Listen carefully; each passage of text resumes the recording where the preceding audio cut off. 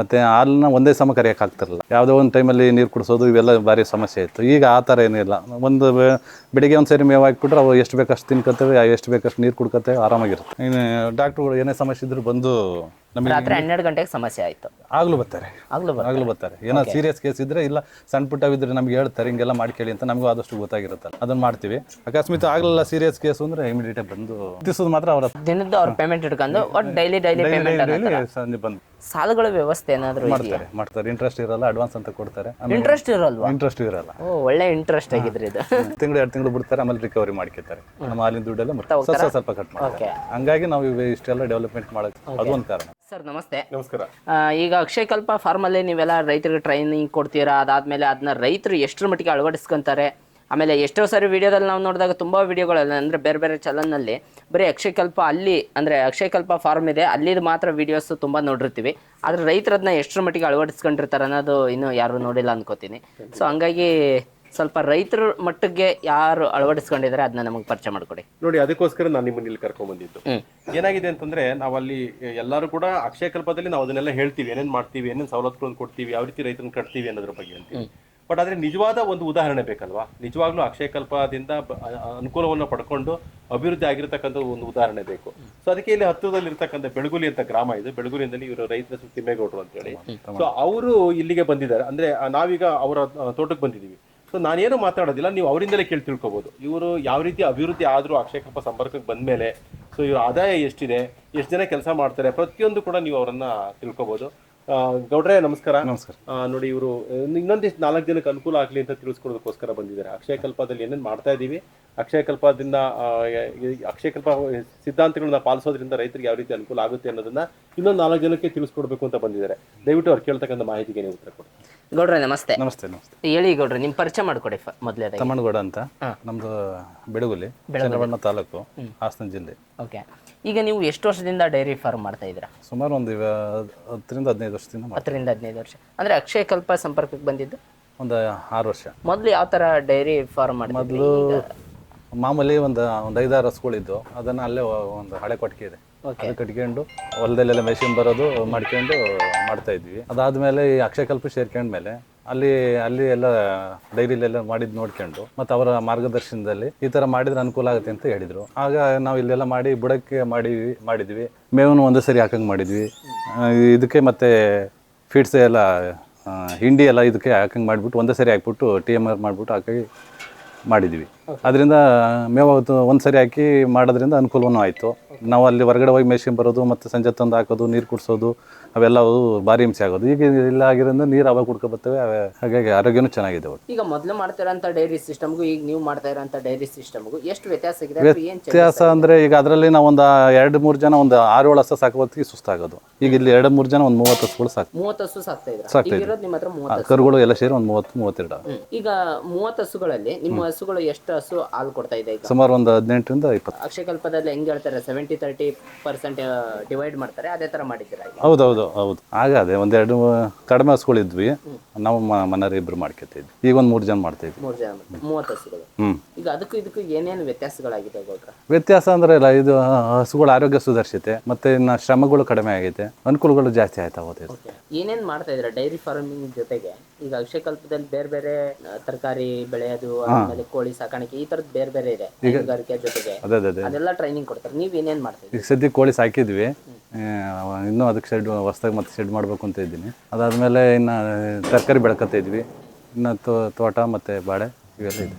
ಮೊದಲು ಆದಷ್ಟು ಕಾಯಿಲೆಗಳು ಜಾಸ್ತಿ ಇರೋದು, ಕೆತ್ತಲು ಬಾವು ಮತ್ತು ಹಾಲನ್ನ ಒಂದೇ ಸಮ ಕರೆಯೋಕೆ ಆಗ್ತಿರಲಿಲ್ಲ. ಯಾಕೆಂದರೆ ನಾವು ಹಿಡ್ಕೊಂಡು ಹೋಗಿ ಮೇಯಿಸೋದು ಮತ್ತು ಯಾವುದೋ ಒಂದು ಟೈಮಲ್ಲಿ ನೀರು ಕುಡಿಸೋದು ಇವೆಲ್ಲ ಭಾರಿ ಸಮಸ್ಯೆ ಇತ್ತು. ಈಗ ಆ ಥರ ಏನಿಲ್ಲ. ಒಂದು ಬೆಳಿಗ್ಗೆ ಒಂದು ಸರಿ ಮೇವು ಹಾಕ್ಬಿಟ್ರೆ ಅವು ಎಷ್ಟು ಬೇಕಷ್ಟು ತಿನ್ಕೊತೇವೆ, ಎಷ್ಟು ಬೇಕಷ್ಟು ನೀರು ಕುಡ್ಕೊತೇವೆ, ಆರಾಮಾಗಿರ್ತವೆ. ಹಾಗಾಗಿ ಹಾಲು ನಾವು ಒಂದೇ ಸಮದ ಮೇವು ಹಾಕ್ತೀವಿ. ಮೊದಲು ಆ ಥರ ಇರಲಿಲ್ಲ.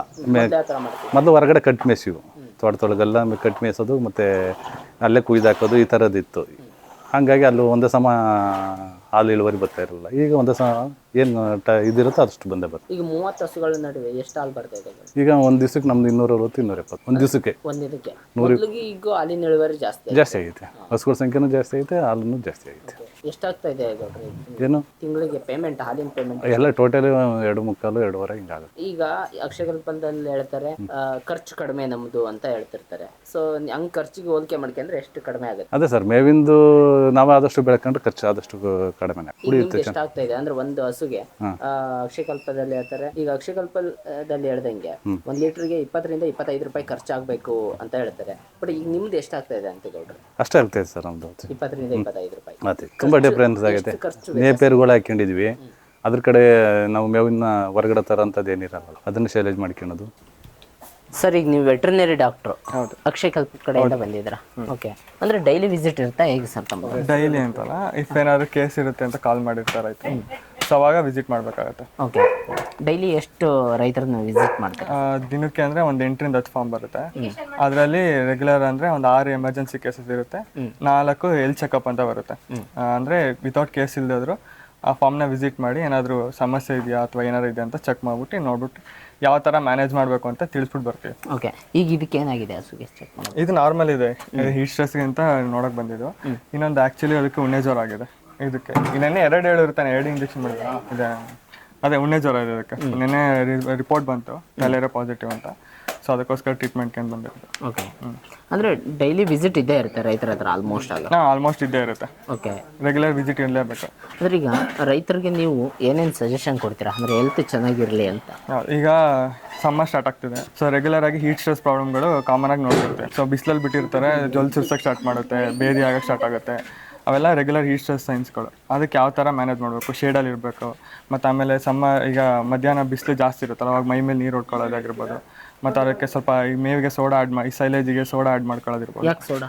ಸೋಡಾ ಯಾಕೆಂದರೆ ಅಸಿಡಿಕ್ ಇರುತ್ತೆ. ಸೈಲೇಜ್ ಯಾವಾಗಲೂ ಅಸಿಡಿಕ್, ಫರ್ಮೆಂಟೆಡ್ ಫುಡ್ ಅಲ್ಲ, ಅಸಿಡಿಕ್ ಇರುತ್ತೆ. ಸೊ ಅಸಿಡಿಕ್ ಇರೋದು ಕೊಡ್ತು ಅಂದರೆ ಅಸಿಡೋಸಿಸ್ ಆಗುತ್ತೆ, ಅಂದರೆ ಅಸಿಡಿಟಿ ಆಗೋ ಚಾನ್ಸಸ್ ಇರುತ್ತೆ. ಸೊ ಅದರಿಂದನೂ ಮೇವು ಕಡಿಮೆ ಮಾಡೋ ಚಾನ್ಸಸ್ ಇರುತ್ತೆ.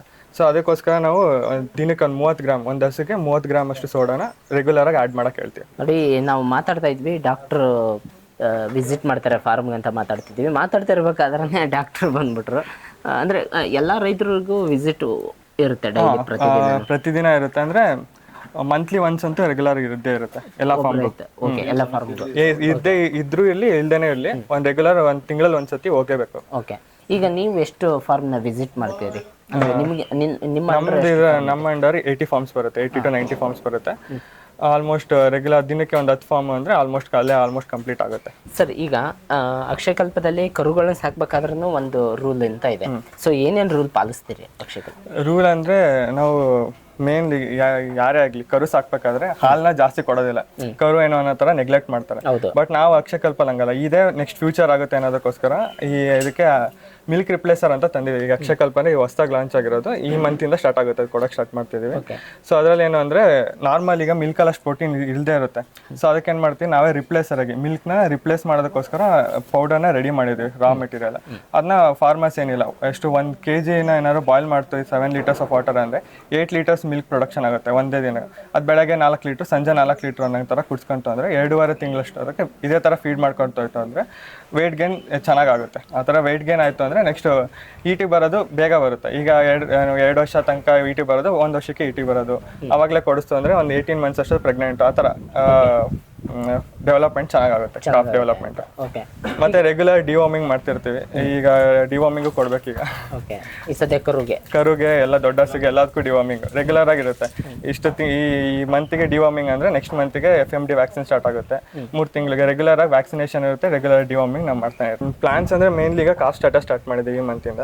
ಅದು ಬಿಟ್ಟು ಫಾರ್ಮ್ ಲೆವೆಲ್ ಟ್ರೈನಿಂಗು ಇರುತ್ತೆ. ಯಾವ ಥರ ಕಾಫ್ ರೈಡಿಂಗ್ ಮಾಡಬೇಕು, ಎಷ್ಟು ಫೀಡ್ ಮಾಡಬೇಕು ಕಾಫಿಗೆ, ಯಾವಾಗಿಂದ ಮೇವ್ ಸ್ಟಾರ್ಟ್ ಮಾಡಬೇಕು, ಅವೆಲ್ಲ ರೆಗ್ಯುಲರ್ ಬೇಸಿಸಲ್ಲಿ ಫಾರ್ಮರ್ಗೆ ಎಷ್ಟೊಂದು ಜನ ಗೊತ್ತಿರಲ್ಲ ಯಾವ ಥರ ಸಾಕಬೇಕು ಅನ್ನೋದು. ಆ ಫಾರ್ಮ್ ಲೆವೆಲ್ ಟ್ರೈನಿಂಗಿಂದ ಹೇಳ್ಕೊಡ್ತೀವಿ. ಇಲ್ಲಾಂದರೆ ಅಕ್ಷಯಕಲ್ಪ ಪ್ಲಾಂಟಲ್ಲೂ ಕೂಡ ಅದಕ್ಕೆ ಟ್ರೈನಿಂಗ್ ಇರುತ್ತೆ. ಸೊ ಅಲ್ಲಿ ಬಂದು ಕೂಡ ಕಲ್ತ್ಕೋಬೋದು.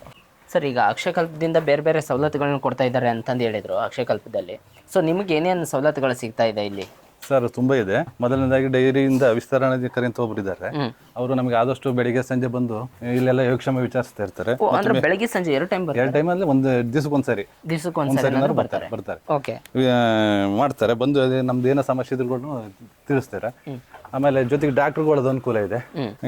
ಡಾಕ್ಟ್ರುಗಳು ಏನೇ ಸಮಸ್ಯೆ ಇದ್ರು ಬಂದು ರಾತ್ರಿ 12 ಗಂಟೆಗೆ ಸಮಸ್ಯೆ ಆಯಿತು, ಆಗ್ಲೂ ಬರ್ತಾರೆ ಆಗ್ಲೂ ಬರ್ತಾರೆ. ಏನೋ ಸೀರಿಯಸ್ ಕೇಸ್ ಇದ್ರೆ ಇಲ್ಲ ಸಣ್ಣ ಪುಟ್ಟವಿದ್ರೆ ನಮ್ಗೆ ಹೇಳ್ತಾರೆ ಹಿಂಗೆಲ್ಲ ಮಾಡ್ಕೇಳಿ ಅಂತ, ನಮಗೂ ಆದಷ್ಟು ಗೊತ್ತಾಗಿರುತ್ತಲ್ಲ ಅದನ್ನ ಮಾಡ್ತೀವಿ. ಅಕಸ್ಮಾತ್ ಆಗಲಿಲ್ಲ ಸೀರಿಯಸ್ ಕೇಸು ಅಂದ್ರೆ ಇಮಿಡಿಯೇಟಾಗಿ ಬಂದು ಓಕೆ, ಎಷ್ಟೊತ್ತಿಗಿದ್ರು ಬಂದ್ ಮಾಡ್ಕೊಡ್ತಾರೆ. ಓಕೆ, ಪೇಮೆಂಟ್ ವಿಷಯದಲ್ಲಿ ಹೇಗಿದ್ದಾರೆ? ಪೇಮೆಂಟ್ ಸರ್ ಇವತ್ತಿಗೆ 10 ದಿವಸದ ಹಿಂದ್ಲದ್ದು ಬರುತ್ತೆ. ಇವತ್ತಿನ 10ನೇ ತಾರೀಕು 10 ದಿವಸದ ಹಿಂದ್ಲದ್ದು ಇವತ್ತು ನಮಗೆ ಸಂಜೆ 4 ಗಂಟೆ ಹೊತ್ತಿಗೆ ಬಂದ್ಬಿಡುತ್ತೆ. ಓಕೆ, ಅಂದ್ರೆ 10 ದಿವಸದ ಮಾತ್ರ ಅವ್ರ ಹತ್ರ ಇರುತ್ತೆ ಅಷ್ಟೇ. 10 ದಿನದ್ದು ಅವ್ರ ಪೇಮೆಂಟ್ ಇಟ್ಕೊಂಡು ಒಟ್ಟು ಡೈಲಿ ಪೇಮೆಂಟ್ ಸಂಜೆ ಬಂದ್ಬಿಡುತ್ತೆ. ಓಕೆ, ಅಂದ್ರೆ ಪೇಮೆಂಟ್ ವಿಷಯದಲ್ಲಿ ಏನು ಇಲ್ಲ ಆ ಥರ ಏನಿಲ್ಲ. ಇದೀಗ ಎಕ್ಸ್ಟ್ರಾ ಈಗ ಏನು ಡಾಕ್ಟರ್ ಬರ್ತಾರೆ ಅಂತಂದು ಹೇಳಿದ್ರಿ ಒಬ್ರು, ಇದಕ್ಕೇನಾದ್ರು ಎಕ್ಸ್ಟ್ರಾ ಚಾರ್ಜಸ್ ತರ? ಇಲ್ಲ ಸರ್, ಅದು ತುಂಬಾ ಕಡಿಮೆ ಆಗುತ್ತೆ. ಹೊರಗಡೆ ಹೋಲ್ಸ್ಕೊಂಡ್ರೆ ನಮ್ದು ಅದು ಮೇಂಟೆನೆನ್ಸ್ ಎಲ್ಲ ಭಾರಿ ಕಷ್ಟ ಆಗೋದು. ಇಲ್ಲ ಆ ಥರ ಇದೇನು ಇಲ್ಲ, ತುಂಬಾ ಕಡಿಮೆ. ನಾವು ಎಷ್ಟು ಟ್ರೀಟ್ಮೆಂಟ್ ಕೊಡ್ತಾರೆ ಅದನ್ನ ಹಾಕ್ತಾರೆ. ಸರ್ವಿಸ್ ಚಾರ್ಜ್ ಅಂತ ಬರೀ ₹100 ಮಾತ್ರ ಹಾಕ್ತಾರೆ. ಎಷ್ಟು ದೂರದಿಂದ ಎಲ್ಲರೂ ಬರ್ಲಿ ಕಾರಲ್ಲಿ ಬಂದು ಬರೀ ₹100 ಚಾರ್ಜ್ ಹಾಕ್ತಾರೆ. ಅದು ಬಿಟ್ರೆ ನಾವು ಮೆಡಿಸಿನ್ ಎಲ್ಲ ತುಂಬ ಎಷ್ಟು ಬಳಸ್ತಾರೆ ಅಷ್ಟನ್ನೇ ಚಾರ್ಜ್ ಮಾಡ್ತಾರೆ. ಹಂಗಾಗಿ ಅದು ತುಂಬ ಅನುಕೂಲ ಆಗುತ್ತೆ. ಮೇಯ್ನ್ ನಾವು ಈ ಡೆವಲಪ್ಮೆಂಟ್ಸ್ಗೆ ಅದು ಒಂದು ಕಾರಣ ಆಯ್ತು. ಡಾಕ್ಟರ್ಗಳಿಂದ ಅದು ಒಂದು ದೊಡ್ಡ ಹೆಲ್ಪ್ ಆಯ್ತು. ಬಟ್ ಈಗ ನಿಮಗೆ ಇದು ಏನಾದರೂ ನಾವು ಶೆಡ್ ಮಾಡ್ಕೋಬೇಕು ಇಲ್ಲ ಹಸು ತರಬೇಕು ಹಿಂಗತೆ ಏನಾರು ಇದ್ದಾಗ ಸಾಲಗಳ ವ್ಯವಸ್ಥೆ ಏನಾದರೂ ಕೊಡ್ತಾರೆ. ಇಂಟ್ರೆಸ್ಟ್ ಇರಲ್ಲ, ಅಡ್ವಾನ್ಸ್ ಅಂತ ಕೊಡ್ತಾರೆ. ಇಂಟ್ರೆಸ್ಟ್ ಇರಲ್ವಾ? ಇಂಟ್ರೆಸ್ಟ್ ಇರಲ್ಲ. ಓ, ಒಳ್ಳೆ ಇಂಟ್ರೆಸ್ಟ್ ಆಗಿದ್ರಿ ಇದು. ಅದನ್ನ ಒಂದು ತಿಂಗಳು 2 ತಿಂಗಳು ಬಿಡ್ತಾರೆ, ಆಮೇಲೆ ರಿಕವರಿ ಮಾಡ್ಕೊತಾರೆ. ನಮ್ಮ ಹಾಲಿನ ದುಡ್ಡೆಲ್ಲ ಮುರ್ಕೋತಾರೆ. ಹಂಗಾಗಿ ಅದು ಅಂದ್ರೆ ಅದನ್ನ ಸ್ವಲ್ಪ ಕಟ್ ಮಾಡ್ತಾ ಹೋಗ್ತಾರೆ. ಸ್ವಲ್ಪ ಕಟ್ ಮಾಡ್ತಾರೆ. ಹಂಗಾಗಿ ನಾವು ಇಷ್ಟೆಲ್ಲ ಡೆವಲಪ್ಮೆಂಟ್ ಮಾಡೋಕ್ಕೆ ಕಾರಣ ಆಯ್ತು. ಅದು ಒಂದು ಕಾರಣ. ಈಗ ಶೆಡ್ ಇದೆಲ್ಲ ನಿರ್ಮಾಣಕ್ಕೆ ಎಷ್ಟು ಖರ್ಚು ಬಂದಿತ್ತು ಗೌಡ್ರೆ? ಸರ್ ಇದು ಅಂತವ್ ಮಾಡ್ಕೊಂಡಿದ್ದೀನಿ. ಹಂಗಾಗಿ ಒಂದೇ ಸರಿ ಆಗಲ್ಲ, ಸುಮಾರು ಒಂದು 6-7 ಲಕ್ಷದಿಂದ ಆಗಿದೆ. ಇನ್ನು ಇವೆಲ್ಲ ನಮ್ಮ ಮನೇಲೆ ಹುಟ್ಟಿರೋದು ಕರುಗಳು ಎಲ್ಲ. ಅದೇ ನಿಮ್ಮ ಹಸು ಕರು ಎಲ್ಲ ನಿಮ್ಮ ಮನೇಲೆ ಹುಟ್ಟಿರೋದು. ಬಟ್ ನೀವು ಹೊರಗಡೆಯಿಂದ ಹಸು ತರಲ್ಲ? ಒಂದು ತಂದಿಲ್ಲ. ಯಾಕೆ? ನಮ್ಮನೆಲ್ಲ ಹುಡ್ತಾವಲ್ಲ. ಅದೇನೋ ಕರು ಸಾಕಿದ್ರೆ ಮತ್ತೆ ಅದಕ್ಕೆ ಖರ್ಚು ಮಾಡಬೇಕು? ಇಲ್ಲ ಆ ಥರ ಇಲ್ಲ. ಕರು ಸಾಕಿದ್ರೆ ಒಳ್ಳೆ ಹಸುಗಳನ್ನ ನಾವು ಪಡಿಬೋದು. ನಾವು ಹೊರಗಡೆಯಿಂದ ತಂದವು ಅಷ್ಟು ಸಮಂಜಸವಾಗಿರಲ್ಲ. ಮ್ಯಾಕ್ಸಿಮಮ್ ನಮ್ಮವೆಲ್ಲ ಮನೆವೇ ಹುಟ್ಟು. ಆ ಕರು ಸಾಕ್ಬೇಕಾದ್ರೆ ಹೆಂಗೆ ಇದು ಮಾಡಿದ್ವಿ ಸರ್. ಅಲ್ಲೆಲ್ಲ ನೋಡಿ, ಅಲ್ಲಿ ಪಾರ್ಟಿ ಮಾಡಿದ್ವಲ್ಲ, ಅಲ್ಲಿ ಹಾಲು ಕುಡಿಯೋ ಕರುಗಳನ್ನ ಒಂದ್ ಕಡೆ ಇಡ್ತೀವಿ. ಅವಕ್ಕೆಲ್ಲ ಕಾಫ್ ಸ್ಟಾರ್ಟರ್ ಅಂತ ಮಾಡ್ತೀವಿ. ಒಂದ್ 3 ತಿಂಗಳವರೆಗೂ ಅದಕ್ಕೆ ಮೇವು ಹಾಕಲ್ಲ. 3 ತಿಂಗಳವರೆಗೂ ಹಾಕಲ್ಲ. ಕಾಫ್ ಸ್ಟಾರ್ಟ್ ಅಂತ ಮಾಡ್ತೀವಿ. ಅಲ್ಲಿ ಜೋಳ ಮತ್ತೆ ಹಿಂಡಿ ಇದೆಲ್ಲ ಹಾಕ್ಬಿಟ್ಟು ಮಾಡಿ ಅದನ್ನ ಅದು ಬೆಳೆದಂಗ್ ಪ್ರಮಾಣ ಒಂದ್ ಸ್ವಲ್ಪ ಜಾಸ್ತಿ ಮಾಡ್ಕೊಂಡು ಹೋಗಿ ಅದು ಮೇವಿಗೆ ಕನ್ವರ್ಟ್ ಆದಾಗ ಮೇವಿಗೆ 3 ತಿಂಗಳು ಆದ್ಮೇಲೆ ಮೇವಿಗೆ ಈ ತರ ಮೇವನ್ನ ಕೊಡಕ್ ಶುರು ಮಾಡ್ತೀವಿ. ಆ ಹುಟ್ಟಿದ ತೊಟ್ಟಿಗಿಂದಲೇ ಅವಕ್ಕೆ ಕಾಫ್ ಸ್ಟಾರ್ಟರ್ ಮಾಡಿ ನೀರನ್ನು ಕುಡಿಯಕ್ಕೆ 20 ದಿವಸ ಕರದಿಂದಲೇ ಅದ್ರ ಮುಂದೆ ನೀರಿಟ್ಟು ಈ ತರ ಎಲ್ಲ ಇವರ ಮಾರ್ಗದರ್ಶನದಲ್ಲೇ ಮಾಡ್ತೀವಿ. ಅದೇನು ಕರುಗೆ ನೀರು ಕೊಡಬಾರ್ದು ಅಂತಾರೆ. ಅದು ನಮ್ಮ ಹಳೆ ಮೆಥಡ್ ಇತ್ತು. ಇದಕ್ಕೆ ಬಂದ್ಮೇಲೆ ನಮ್ಗೆ ಅದೆಲ್ಲ ನೋಡಿದ್ಮೇಲೆ ಚೇಂಜಸ್ ಮಾಡ್ಕೊಂಡ್ವಿ. ಹಂಗಾಗಿ ನಾವು ತುಂಬಾ ಕರುಗಳನ್ನ ಚೆನ್ನಾಗಿ ಬೆಳೆಸಿದ್ವಿ. ಎಲ್ಲ ನಮ್ಮ 9 ತಿಂಗಳಿಗೆಲ್ಲ ಇಟ್ಟು ಬಂದವೆ. 9 ತಿಂಗಳಿಗೆ ಇಟ್ಟು ಬಂದಿದೆ. ಹೌದು, 9 ತಿಂಗಳಿಗೆ ಇಟ್ಟು ಕೊಡ್ಸಿದ್ವಿ. ನೀವು ಹಸುಗಳನ್ನ ಎಷ್ಟು ದಿನಕ್ಕೆ ಒಂದ್ಸರಿ ತೊಳಿತೀರಾ? ಇಲ್ಲ ಸರ್, ತೊಳೆಯೋದೇ ಕಡಿಮೆ. ನಾವು ತೊಳೆಯಲ್ಲ. ಅಲ್ಲ, HF ಹಸು ತುಂಬಾ ತೊಳಿಬೇಕು, ಹೊಲಸು ಮಾಡ್ಕೊಂತ ಗಲೀಜು. ಇಲ್ಲ ಆತ ಬಿಡೋದ್ರಿಂದ ಮಾಡೋದು ಸರ್. ಈಗ ನೋಡಿ, ಇಲ್ಲಿ ಮೇವು ತಿನ್ನಕ್ಕಷ್ಟೇ ಇಲ್ಲಿರೋದು. ನೋಡಿ, ಒಂಚೂರು ಗಲೀಜಿಲ್ಲ. ನೋಡಿ, ಹೊರಗಡೆ ಹಂಗೆ ಇದೆಯಾ? ಇಲ್ಲ, ಅಲ್ಲಿ ಹೊರಗಡೆ ಮನೆ ಕಾಣ್ಬೇಕಾದ್ರೆ ಅವು ಸಗಣಿ ಮೇಲೆ ಮನಗದೇ ಇಲ್ಲ. ಫೀಲ್ಡ್ ಇರುತ್ತಲ್ಲ, ನೆಳ್ಳಿಗೆ ಹೋಗಿ ಮನಿಕೇತಾವ ಆರಾಮಾಗಿ. ಈ ಕಟ್ಟಿದಾಗ ಅಷ್ಟೇ. ಇಲ್ಲಿ ಏನಾರ ಹಿಂಗೆ ಕಟ್ಟಿದೀವಲ್ಲ ಆಗಷ್ಟೇ ಇವು ಮನಗೋದು. ಯಾವಕ್ಕೂ ಮೂಗು ಚುಚ್ಚಿಲ್ಲ ನೋಡಿ. ಯಾವಕ್ಕೂ ಮೂಗು ಚುಚ್ಚಿಲ್ಲ. ಹಂಗೆ ಫ್ರೀ ಬಿಟ್ಬಿಟ್ಟಿದ್ವಿ ಸರ್. ಫ್ರೀ ಬಿಟ್ರೆ ಹಿಂಡ್ಬೇಕಾದ್ರೆ ಗಾವಾಗ ಏನೂ ಇಲ್ಲ. ಸಂಜೆ 4 ಗಂಟೆ ಆಯ್ತು ಅಂದ್ರೆ ಅವೇ ಬಂದು ನಿಂತ್ಕೊತೀವಿ. ಹಾಲು ಕರಿ ತಾವೇ ಹಾಲು ಕರಿತಾವು ಅಲ್ಲ, ಬಂದು ನಿಂತ್ಕೊತೀವಿ. ನಾವು ಕರೆದು ಕಟ್ಟೋದೇನು ಬೇಕಿಲ್ಲ, ಏನು ಕಟ್ಟಬೇಕಾಗಿಲ್ಲ, ಏನಿಲ್ಲ. ಅಕ್ಷಯ ಕಲ್ಪದಿಂದ ನೋಡಿ, ಇವತ್ತು ಆಲ್ರೆಡಿ ಎಷ್ಟೋ ರೈತರು ಉನ್ನತಿ ಕಂಡಿದ್ದಾರೆ. ಸೊ ನೀವು ಏನಾದರೂ ಅಕ್ಷಯ ಕಲ್ಪದಲ್ಲಿ ಟ್ರೈನಿಂಗ್ ತೊಗೋಬೇಕು, ಅಕ್ಷಯ ಕಲ್ಪಕ್ಕೆ ಹೋಗ್ಬೇಕಂದ್ರೆ ಕಾಂಟ್ಯಾಕ್ಟ್ ನಂಬರ್ ಹಾಕಿರ್ತೀನಿ ಕೆಳಗಡೆ, ಹೋಗ್ಬಿಟ್ಟು ಒಂದ್ಸರಿ ಕಾಂಟ್ಯಾಕ್ಟ್ ಮಾಡಿ ಟ್ರೈನಿಂಗ್ ತೊಗೊಳ್ಳಿ. ನೀವು ಅಕ್ಷಯ ಕಲ್ಪ ರೈತರು ಆಗಿಲ್ಲ ಅಂತಂದ್ರೂ ಕೂಡ ಅಲ್ಲಿ ಟ್ರೈನಿಂಗ್ ಕೊಡ್ತಾರೆ ನಿಮಗೆ ಹೈನುಗಾರಿಕೆ ಬಗ್ಗೆ.